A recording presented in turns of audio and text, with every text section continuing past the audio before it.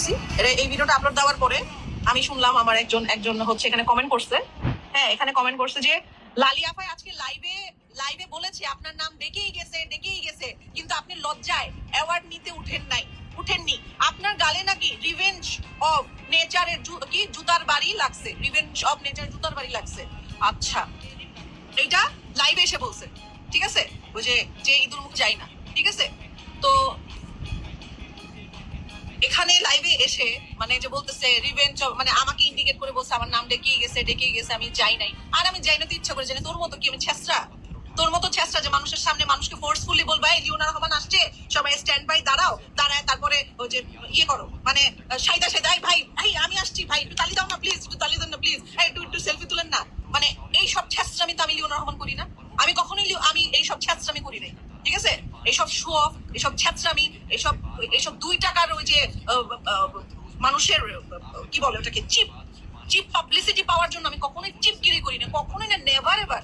এইসব চিপগিরি করতে আমার মানে ডিসগাস্টিং লাগে। ইভেন কি জানেন, মানে 100টা মানুষের সামনে গিয়ে দাঁড়াইলেও না মানে আমার লজ্জা লাগে, মানে আমার কেমন জানি লজ্জা লাগে, আমার কেমন মানে আমি না এখনো আসলে নিতে পারি না যে আমি কোনো কেউ যদি আমাকে সেলিব্রিটি বলে আমি টোটালি নিতে পারি না, সিরিয়াসলি। মানে আমি খুব সিম্পল একটা মানুষ, আমি একটা পুরান ঢাকার মেয়ে, আমি একটা পুরান ঢাকার ফ্যামিলির থেকে বিলং করি, দ্যাটস ইট।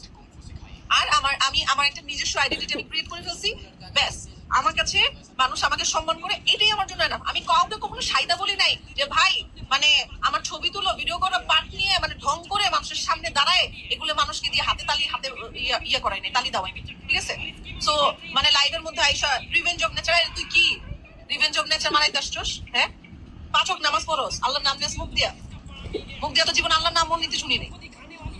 আল্লাহর নাম নিতে হইলেও তো ভিডিও করস, ওই ভিডিওর তো মানুষ ভাইরাল করে। আল্লাহর নাম নেস ভিডিওর মধ্যে আবার আইসা কাপড় চোপড় খইলা, তারপরে এগুলো আমি বলতেও চাই না, এসব নেস্টি জিনিস আমি বলতেও যাই না, কখনো আমার মুখ দিয়ে এসব নেস্টি জিনিস বের হয় না।